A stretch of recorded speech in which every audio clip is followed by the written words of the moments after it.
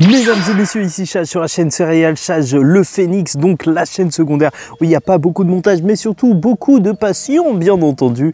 Et aujourd'hui on se retrouve pour parler des spoils du chapitre 1088 de One Piece. Si je vous regarde bizarrement, c'est parce que en fait je lis les spoils qui sont juste devant moi sur mon portable en face de moi, mais le truc c'est que comme vous avez pu le remarquer, je suis en bigleux et une cabane hantée derrière moi parce que je suis à la campagne et ma connexion est éclatée alors que les spoils viennent de sortir il y a 26 minutes.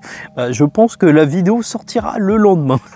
Voilà, bref, ça y est, je vous rappelle que lors du dernier chapitre, on se retrouvait avec quand même un Garp qui a été tombé face à Shiryu dans un coup de traîtrise. Et lors de ma review, je le disais, je ne pense pas que Garp va tomber réellement, il ne va pas mourir. Pour moi, c'est juste impensable de voir Garp mourir avant qu'on ait une réunion des trois Monkey D, que ce soit Garp, Dragon et Luffy. Donc voilà, les trois, il faut absolument que Oda le fasse au bout d'un moment dans le manga. Et donc voilà, lisons ces spoils. Donc la dernière leçon, qui sera sûrement une leçon de Garp pour Koby, puisque Koby utilise une nouvelle attaque appelée Honesty Impact. Bon, ça j'ai très hâte de le voir. Obligé, ça doit être juste un gros coup de poing plein de haki. En vrai, ce serait le digne descendant de Garp à ce niveau-là.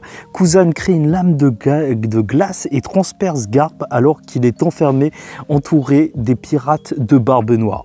Alors là, c'est clair. En plus, Garp rit alors que la glace commence à le geler comme Jaguar D. Soul à Ohara. Ok, le narrateur le dit, le héros légendaire Garp a disparu à la ruche, son destin est inconnu. Dans la dernière page du chapitre, la marine arrive sur l'île d'Egghead. Alors déjà, je vais pas te mentir, tu vois, on nous disait que le gros incident, il allait se passer à Egghead.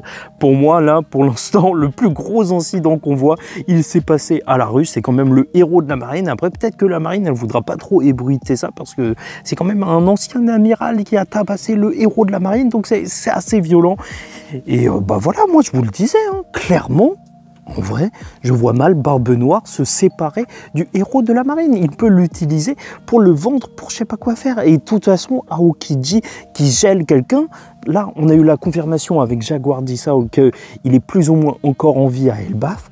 Alors voilà, clairement, pour moi, il est vivant. Il n'y a même pas la peine de s'inquiéter. C'est juste que, certes, ça reste tout de même un gros incident. Et c'est ça qui est génial. C'est que peut-être pour nous, en fait, enfin moi, personnellement, je n'y crois pas. Mais pour l'univers de One Piece, ça va changer la donne. Parce que Luffy, ok, il n'avait pas la haine quand Ace il a été tué parce qu'il a vécu sa vie, blablabla et tout. Il n'avait pas forcément la haine contre Barbe Noire. Parce que Barbe Noire, voilà, c'était son ami. Voilà, c'est arrivé. Ce qui est arrivé est arrivé. Certains diront que Luffy est un lâche. Moi, je dirais que vous êtes mauvais, ne dites pas ça.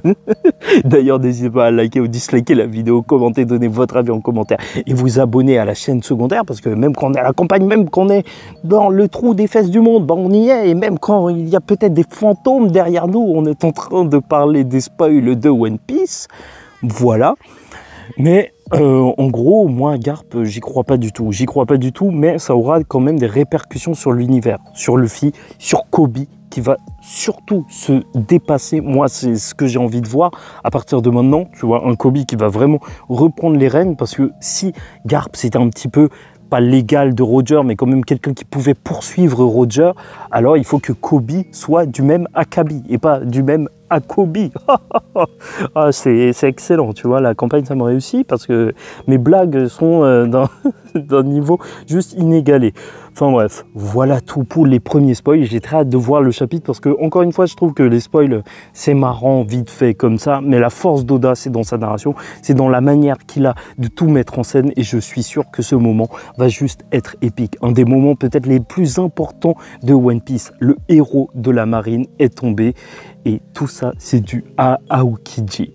Bon, voilà, grosso modo, tout ce que j'avais à dire. Chapitre peut-être qui sera assez court, en fait, mais plus impactant, en fait, qu'autre chose. Mais je suis sûr qu'il y aura plein de détails. Encore une fois, quand on lit One Piece, c'est pour vraiment le lire, pas juste pour regarder les spoils. Mais on verra tout ça en détail par la suite. Bon, faites très attention à vous, profitez des vacances, et en attendant la suite, je vous dis ciao tout le monde, faites très attention à vous, encore une fois, et surtout, paix sur vous.